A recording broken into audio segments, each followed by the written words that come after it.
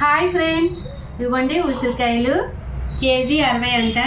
ఇప్పుడు ఇవి ఎందుకు తెప్పించాను అంటే కొన్ని అప్పుడప్పుడు పచ్చడి చేసుకోవడానికి ముందు అయితే ఇవి శుభ్రంగా కడిగేసి మనం ఉప్పు వేసుకొని ఊరబెట్టుకొని ఉంచుకున్నామనుకోండి, ఎప్పుడైనా చింతపండుకు బదులుగా ఇవి వేసుకొని వాడుకోవచ్చు అన్న ఉద్దేశంతో తెప్పించాను అనమాట.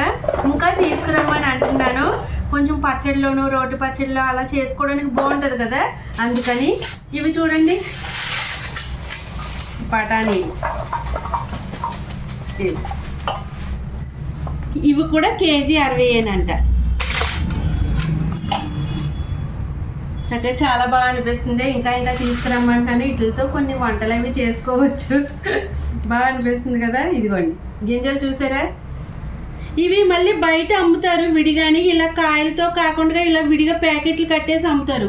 అవి అసలు కొనుక్కోవద్దు.